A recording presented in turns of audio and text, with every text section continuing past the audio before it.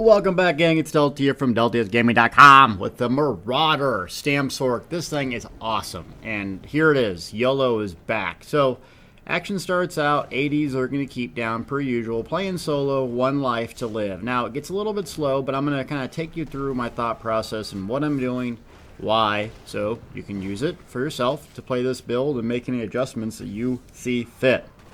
So, I'm sacrificing a little damage, and I'm going to play it safe at the start. So like I'm doing the ring around the rosy or rock humping, whatever you want to call it. And what I'm trying to do is bring people back to these little corners, these little chokeholds. Specifically to get my resources back, I'm going to put a trap beast down, right? You see that trap beast light up? And that's just for the immobilization and that extra crit damage. And the damage over time is pretty good. So that's what I'm trying to do. Now, I make a mistake here. I'm attacking a tank, and you can see. And the tank's health's going up, and they're not even healing themselves, meaning someone is just sitting there off healing them. When you see a target like that with super high HP or playing one of my builds with high HP, disregard them unless they're healing. Let them do their own thing. The blazing shield goes out, so I know he's not a threat, and so the Sorc is one that's going to do high damage to me. Now the Sorc peels off, so okay, I'll work back on him. He puts a curse on me, and the Sorc's goal is to get me a low health, because then they can put good old Endless Fury, 0 skill build, and kill me. So, alright, we got through. So I'm just going to Dawnbreaker while their shield's down. So that's really important on a Sorc, is when you want to use your ultimate. I could have got a kill there, but my Salines was just a little bit out of range.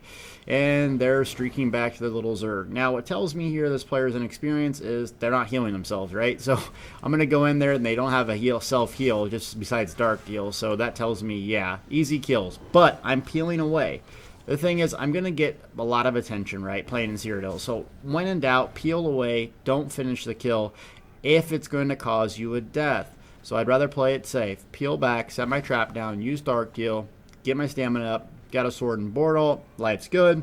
Going to go in here, and guess what's going to happen? And immediately I get some Vicious Curse, get some snipes on me, you know, all the little fun little Nightblades come back to me. So guess what I'm going to do? I'm going to use that 2H for momentum, get my resources back, get my healing going. I'm going to clear out a dodge. So what's happening here is I'm playing really defensive. Obviously I have one life, and I know that. But you don't want to risk getting the kill because of your death. So I know that this keep is going to flip yellow anytime soon. And boom, it's just going to do it right now. So it doesn't behoove me to continue to go because I don't see any allies in the area. There's some in there, but they're going to get wiped just because AD loves the Zerg. So what I'm going to do is put a trap beast down, get my buffs up. You see people when they siege, they don't have their buffs up. I'm constantly putting my buffs up, and I'm not just sitting there on the siege over and over and over.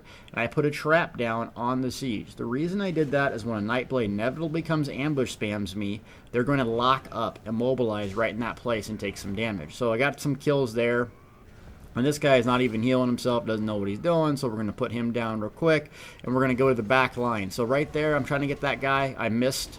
I don't know why. And then Hurricane didn't proc when he was low health. So I'm just going to streak out, and you can see the mobility is staggering. Now I got a friend that came back to me. He's just swinging his sword. Implosion proc there. Got one down. And then this guy, I don't know what he's doing. AFK, Salines, rawr, get him. Later. Make sure your buffs are up before you do siege. You can see I'm using Dark Deal. Magic Pool is really just for your crit surge, just for Dark Deal, and streak rarely. So this guy apparently took a forward camp. He wants more, so we're going to nuke him down. He's using the immovability skill from heavy armor, which is quite odd, but you can't be CC'd while that's up. So I'm going to just kind of peel back, wait till that's down, and then nuke him. And you can see I'm getting his back. And he misses the Dawnbreaker there because I'm consciously thinking about positioning myself behind my target. That's really important in PvP. I can't stress enough. So we got Sorky Porky here that doesn't like to heal and just going to spam shields. Okay, fine. Whatever. Do your thing. This keeps going to flip yellow. I'm not going to risk the death. So we got about 2 to 3 people beating on me. Now, while the NPCs are your friends, you want to bring them down here because these NPCs in the corners, they can do negates. So it's really important, especially going up against with magic users, if you're outnumbered, to drag them into the corners. Get every advantage you can in Cyrodiil. This isn't Battlegrounds, right? You need to think of the terrain. You can see right here, I get bloodthirsty, and I didn't have Hurricane up. I could have finished that fight a lot faster if I would have had it. So The problem is when you're doing these fights, it's easy to say maintain these buffs, but when you're like bloodthirsty and you're trying to get kills, it comes down. But you can see how important Hurricane is, not only for the speed, but the fact that it can proc Implosion and good damage over time. So lesson I want you to learn out of that specific instance, stay disciplined, maintain your buffs. Okay, so the keep went yellow because the 80 Zergers took it over. So what we're going to do is go up top. And I can drop off to the resources, because you see the bottom right of my mini map, the resources are there, right? So what I want to do is basically continue to use my advantage by putting 1 or 2 people in bad positions up here and try to get them down. So this guy is not even CC breaking, but he just has so much health that he's not dying. So I'm not even going to worry about the Blazing Shield guy. So now he hits a Remembrance on him, so that allows the guy to basically run away because he has major damage reduction. So we're just going to kind of beat on him to get ultimate up, not really worried about it. I'm going to streak through to get a stun on this person, and they're just going to roly-poly around. So it's a lot easier to kill someone who's, I guess, 1vxing or whatever you want to call it, because I've been fighting for the last 3, 4, 5 minutes, and they are just coming in fresh with all the resources, potions on cooldown, and ultimates.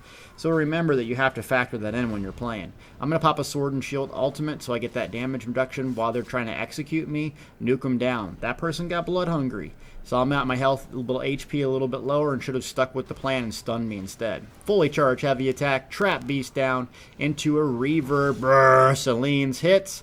My stamina is a little bit low, and this is a good example, or a bad example, of getting blood hungry, right? So I'm going to pop a Sword and Shield ultimate, and look, I'm out of juice. So that could have easily caused my death. Now, I got a kill there, thankfully for my damage over time effects, but is it worth 1 kill when you could get 5 more if you stayed alive? No. So back to that end. Now, you'll see what I did there earlier is I put a trap beast down and then try to line of sight and then fully charge heavy attack. If you can get that combo to work, it's great. Oh, shut up, LD, streak away.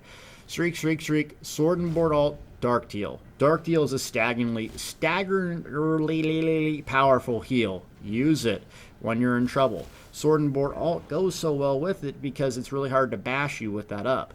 So I hit that, and then they can't bash me or close the distance, pop it. Okay, so I lost my advantage inside the keep. Let's drag them out here. Now my thought process is, I know I have NPCs. I know there's going to be snipers and bow users in the field, stealth, just waiting for me, right? So sword and board ultimate's going to be my best friend. Don't get too aggressive. If you can't get a kill, peel back, wait for another day, or maybe even reinforcements to arrive, but they're not going to, so yeah. And you can see Hurricane comes off. I stayed disciplined this time. Now that can pay good results. So this guy's going to snipe me, just sitting back here sniping. I'm not going to let that happen. Now I'm really low on juice. I got to hit my forward momentum to not get immobilized in the snare, and I streak through them. You see, that's really important. Streak is not only to getaway tool. In fact, it's best used as an offensive tool to stun them when you're low on stamina. So that one move allowed me to survive there. And you can see my magic coming back real good. So boom, boom, boom, boom. Couple heartbeat clicks, and I'm back up to decent stamina. So now I can go back on the offensive. This person is not healing themselves. Looks like they're inexperienced. I'll take advantage of it. I'm playing solo. So we got about 3 or 4 people around, which leads to me to believe there's about 5 people in stealth. Dude does 2 dodge rolls, so I know he's low on juice. Now, my invasion didn't work, so he's going to come towards me, and I miss a Dawnbreaker like a noob because of elevation. So I know that this person is low on stamina. So I'm just going to bait them. If they want to come back here and fight me, I'm going to put Trap Beast down, fight in my area. You can see they don't want none of this melee action. So they're just going to sit back, and that's fine. I'll just play to my advantage, which is a few seconds of burst like that. 1,000, 2, 1,000, 3, and implosion. So it took about 5 seconds to kill that person. If it doesn't happen in 5 seconds, it's probably not. So killed that person. Now I'm going to try to work on this guy. You'll notice I look right up there. The reason I switched targets to this guy is because he wasn't healing himself. So go for the easy targets. It's nothing personal. The reason you're doing that is to get Combat Frenzy active. So every kill, you get ultimate.